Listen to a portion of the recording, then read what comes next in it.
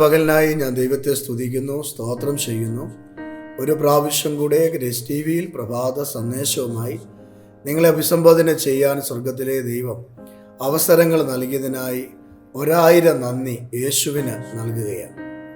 ഓരോ ദിവസവും ദൈവം നമ്മെ നടത്തുന്ന ദൈവത്തിൻ്റെ കരുതലും വിശ്വസ്തതയും അത് വലുതാണ്. നമ്മൾ അനുഭവിക്കുന്ന സന്തോഷം, സമാധാനം, അതെല്ലാം ദൈവത്തിൻ്റെ ദാനമാണ്. ഇന്ന് രാവിലെയും പുതിയ കൃപകൾ കൊണ്ടും ബലം കൊണ്ടും ദൈവം നിങ്ങളെ മറയ്ക്കട്ടെ, സൂക്ഷിക്കട്ടെ എന്ന് ആത്മാർത്ഥമായി ഞാൻ നിങ്ങൾക്ക് വേണ്ടി പ്രാർത്ഥിക്കുകയാണ്. ഇന്നത്തെ ചിന്തയ്ക്ക് വേണ്ടി പരിശുദ്ധാത്മാവ് എൻ്റെ പക്കൽ നൽകപ്പെട്ടിരിക്കുന്നത് പുറപ്പാട് പുസ്തകം 14-ാം അധ്യായം 13-ാമത്തെ വാക്യമാണ്.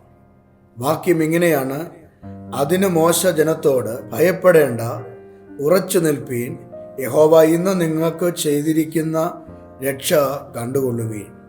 നിങ്ങൾ ഇന്ന് കണ്ടിട്ടുള്ള മിസ്രയീമ്യരെ ഇനി ഒരു നാളും കാണുകയില്ല. യഹോവ നിങ്ങൾക്കു വേണ്ടി യുദ്ധം ചെയ്യും, നിങ്ങൾ മിണ്ടാതിരിപ്പീൻ എന്ന് പറഞ്ഞു. അനുഗ്രഹിക്കപ്പെട്ട നല്ല വേദവാക്യത്തിനായി ഞാൻ ദൈവസന്നിധിയിൽ സ്തോത്രം ചെയ്യുകയാണ്. നമുക്കറിയാം, പഴയ നിയമത്തിൽ ഇസ്രായേൽ ജനത്തെ മിസ്രയീമിൽ നിന്ന് പുറപ്പെടുവിച്ചു കൊണ്ടുവന്ന ദൈവത്തിൻ്റെ കരുതലിനെ കുറിച്ച് നമുക്കറിയാം.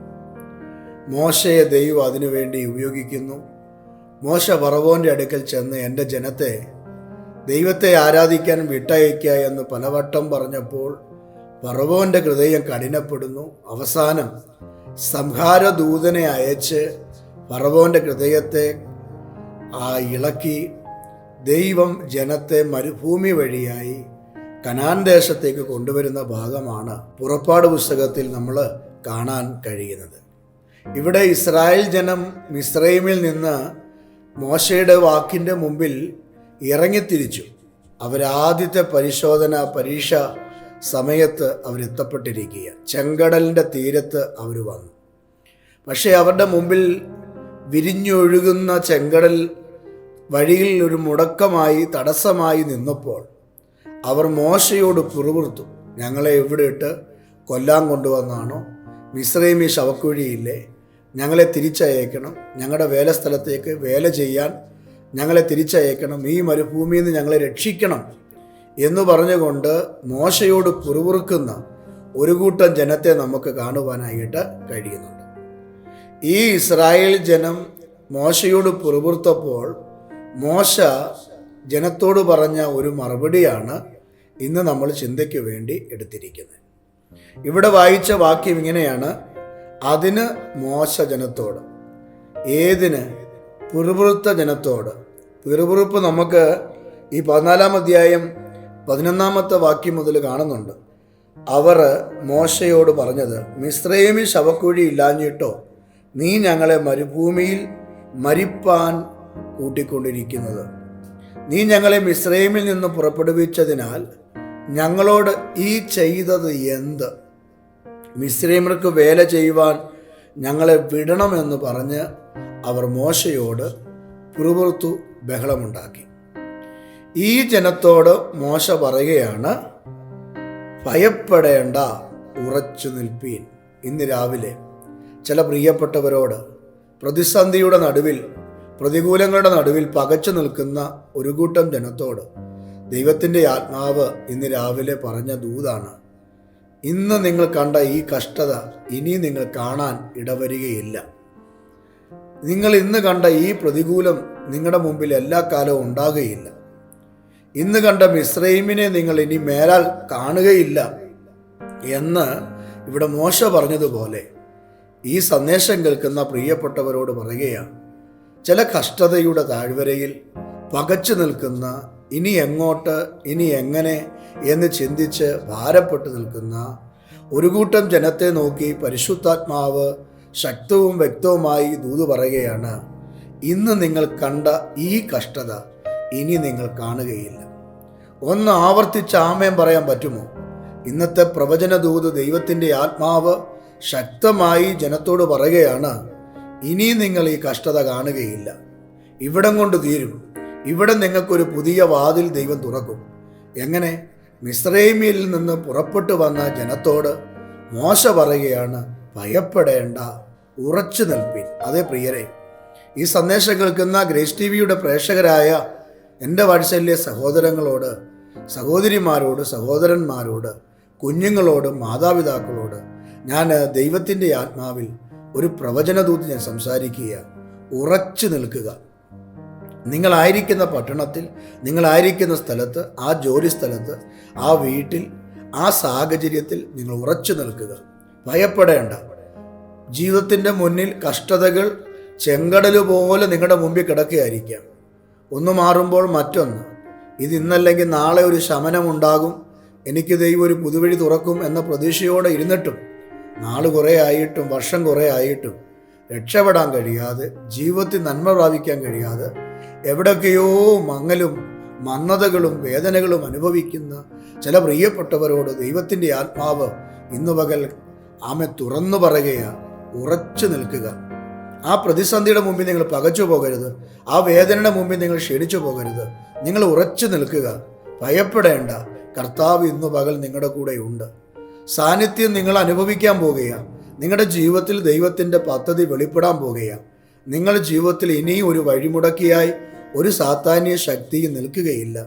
നിങ്ങളുടെ ജീവിതത്തിൽ നിൽക്കുന്ന പ്രതിസന്ധികളെ ദൈവം മാറ്റിയിട്ട് നിങ്ങളെ ഉണങ്ങിയ നിലത്തൂടെ, ചെങ്കടലിൽ കൂടെ ഇസ്രായേലിനെ പുറപ്പെടുവിച്ചതുപോലെ ഇന്ന് രാവിലെ നിങ്ങളെയും പുതിയ വഴിയിലും വാതിലിലും ദൈവം നിങ്ങളെ നയിച്ച് ഒരു പുതിയ മേഖലയിൽ കർത്താവ് നിങ്ങളെ കൊണ്ടുപോകുമെന്ന് ഞാൻ പ്രവചനാത്മാവിൽ ദൂത് പറയുകയാണ്. ഇന്ന് രാവിലെ ശ്രദ്ധിക്കുക, ഉറച്ചു നിൽക്കുക. നിങ്ങൾ ഭയപ്പെടരുത്. ഇന്ന് കണ്ട മിസ്രയീമിനെ നിങ്ങൾ ഇനി മേലാൽ കാണുകയില്ല. കഷ്ടതകൾ ഏതും വരട്ടെ, അത് രോഗമാകാം, കടഭാരമാകാം, നിന്ദയാകാം, പരിഹാസമാകാം, വേദനകൾ എന്തുമാകട്ടെ, ഇന്ന് കണ്ട മിസ്രയീമിനെ നിങ്ങൾ ഇനി ഒരു നാളും കാണുകയില്ല. കാരണം സ്വർഗത്തിലെ ദൈവം നിനക്ക് മുമ്പേ ഇറങ്ങിയിട്ടുണ്ട്. ഞാൻ നിങ്ങൾക്ക് മുമ്പേ പോകും, ദുർഘടങ്ങളെ നിരപ്പാക്കും എന്ന് വചനത്തിൽ വായിക്കുന്ന പോലെ നമ്മുടെ ജീവിതത്തിൽ വരുന്ന പ്രതിസന്ധികളും വേദനകളും, ജീവിതത്തിൽ രക്ഷപ്പെടാതിരിക്കുന്ന ചില വഴിത്താരകളും ഓരോന്നായി നമ്മുടെ ജീവിതത്തിൽ കയറി വരുമ്പോൾ ദൈവത്തിൻ്റെ ആത്മാവ് പറയുകയാണ്, ഇനിയും നിങ്ങൾ അതിനെ കാണുകയില്ല. കാരണം യുദ്ധം യഹോവയ്ക്കുള്ളതാണ്. നിങ്ങളോട് ആരെങ്കിലും യുദ്ധം ചെയ്യാൻ വരുന്നെങ്കിൽ, നിങ്ങളോട് ആരെങ്കിലും വഴക്കുണ്ടാക്കാൻ വരുന്നെങ്കിൽ, നിങ്ങളോട് ആരെങ്കിലും പ്രതികൂലമായി ജീവിതത്തിൽ ആമേൻ കയറി വരുന്നെങ്കിൽ അതിൻ്റെ മുമ്പിൽ നിങ്ങൾ ഭാരപ്പെടരുത്, നിങ്ങൾ ഭയപ്പെടരുത്. സ്വർഗത്തിലെ ദൈവം പ്രതിയോഗികളോടും ഇടപെട്ടിട്ട് നിങ്ങളെ രക്ഷിക്കുവാൻ ദൈവത്തിന് കഴിയും. ദൈവം നിങ്ങളുടെ അന്തരീക്ഷം മാറ്റും. ദൈവം നിങ്ങളുടെ സാഹചര്യങ്ങൾക്ക് നീക്കുപോക്ക് തരും. ഇന്ന് നിങ്ങൾ അനുഭവിക്കുന്ന ഈ കണ്ണുനീരിനകത്ത് നിങ്ങൾക്കൊരു ജയം പകരുന്ന ദിവസം അതിവിദൂരമല്ല എന്ന് ഞാൻ ആത്മാവി ദൂത് പറയുന്നു. ഒത്തിരി കഷ്ടപ്പെട്ടിട്ടും, ഒത്തിരി ഉപവസിച്ചിട്ടും, ഒത്തിരി പ്രാർത്ഥിച്ചിട്ടും ജീവിതത്തിൽ ഗതി പിടിക്കാതെ കരയുന്ന പ്രിയപ്പെട്ടവരോട് ഞാൻ ആത്മാവി പറയാം, മുട്ടുകുത്തി നിങ്ങൾ പ്രാർത്ഥിക്കുക. കരങ്ങൾ ഉയർത്തി നിങ്ങൾ പ്രാർത്ഥിക്കുക. നിങ്ങൾ മുട്ടുകുത്തി കരങ്ങൾ ഉയർത്തി നിങ്ങൾ പ്രാർത്ഥിച്ചു നോക്കിക്കേ. നിങ്ങളുടെ വിഷയത്തിൻ്റെ മുഖത്ത് ദൈവത്തിൻ്റെ കരം വെളിപ്പെടും. നിങ്ങളുടെ മുമ്പിൽ പ്രതികൂലങ്ങൾ വരുമ്പോൾ നിങ്ങൾക്ക് മുമ്പോട്ട് പോകാൻ കഴിയാതെ ഒരു ബ്ലോക്കായി പ്രശ്നങ്ങൾ നിൻ്റെ മുമ്പിൽ നിൽക്കുകയാണെങ്കിൽ ആ പ്രതികൂലങ്ങളുടെ നടുക്ക് നിങ്ങൾ എന്ത് ചെയ്യണം അറിയാമോ? മുട്ടുകുത്തണം. മുട്ടുകുത്തി രണ്ട് കരങ്ങൾ ഉയർത്തി സ്വർഗത്തിലേക്ക് നോക്കി നിങ്ങൾ എന്ത് ചെയ്യണം? പ്രാർത്ഥിക്കണം. മുട്ടുകുത്തി കരങ്ങൾ രണ്ടും സ്വർഗത്തിലേക്ക് ഉയർത്തി നിങ്ങൾ ദൈവസന്നിധി പ്രാർത്ഥിക്കണം. ഒന്നി നിങ്ങൾ കരം ഉയർത്തി പ്രാർത്ഥിക്കുക, അല്ലെങ്കിൽ കരങ്ങൾ രണ്ടും മലർത്തിപ്പിടിച്ച് പ്രാർത്ഥിക്കണം. ഇങ്ങനെ നിങ്ങൾ ദൈവസന്നിധിയിൽ പ്രതികൂലങ്ങളുടെ നടുവിൽ നിങ്ങൾ പ്രാർത്ഥിക്കുമ്പോൾ നിങ്ങൾക്ക് വേണ്ടി യുദ്ധം ചെയ്യുന്ന ദൈവം നിങ്ങളുടെ പ്രതിയോഗിയോട് യുദ്ധം ചെയ്ത് നിങ്ങൾക്ക് റിസൾട്ട് തരും. അന്ന് നിങ്ങൾ തകർന്നു പോകില്ല, നിങ്ങൾ ജയാളികളായി മാറും. ദൈവം നിങ്ങൾക്ക് വേണ്ടി അത്ഭുതം ചെയ്യും. ഇവിടെ ഇസ്രായേൽ മക്കൾക്ക് വേണ്ടി മോശ ആ മരുഭൂമിയിൽ പ്രാർത്ഥിച്ചു, യഹോവയോട് നിലവിളിച്ചു. ഞാൻ ഇന്ന് രാവിലെ നിങ്ങളോട് പറയാം, ആ ഭാഗത്ത് അങ്ങനെ എഴുതിയിട്ടില്ലെങ്കിലും ഞാൻ ഇങ്ങനെ നിങ്ങളോട് പറയാം, മോശ ആ മണ്ണിൽ മുട്ടുകുത്തി കാണും, കൈ രണ്ടും ഉയർത്തിപ്പിടിച്ച് കാണും, സ്വർഗത്തിലേക്ക് കണ്ണുയർത്തി കാണും, എന്നിട്ട് യഹോവേന്ന് വിളിച്ചു കാണും. യഹോവ അവൻ്റെ പ്രാർത്ഥന കേട്ടു.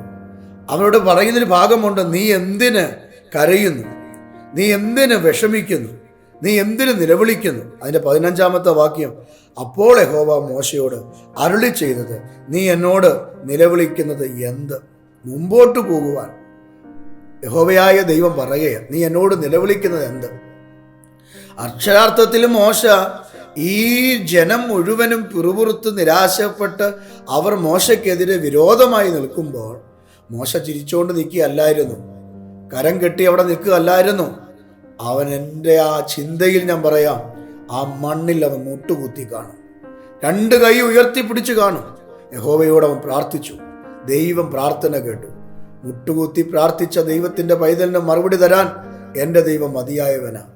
അതുപോലൊരു ഭാഗമാണ് ഒരിക്കൽ യുദ്ധം സംഭവിച്ചപ്പോൾ ഇസ്രായേലിന് പാളയത്തിൽ യുദ്ധം ചെയ്യുമ്പോൾ മോശ പർവ്വതത്തിൽ കയറി കരങ്ങൾ രണ്ടും ഉയർത്തിപ്പിടിച്ചു. ദൈവത്തിൻ്റെ ആത്മാവ് ഇങ്ങനെ പറഞ്ഞു, നിന്റെ കൈ താണു പോകരുത്, കരം ഉയർന്നിരിക്കണം. അഹരോനെയും ഹൂരിനെയും ദൈവം അവനെ കൂട്ടയച്ചു. അഹരോനും ഹൂരും കൂടെ പോയി ഇടത്തെ കൈയും ഒരുത്തൻ വലത്തെ കൈയും കയറി പിടിച്ചു.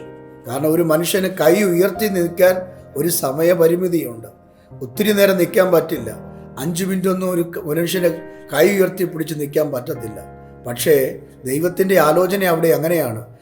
മോശയുടെ കൈ താഴുന്ന എപ്പോഴാണോ അപ്പോൾ പാളയത്തിൽ ഇസ്രായേൽ മക്കൾ തോക്കും.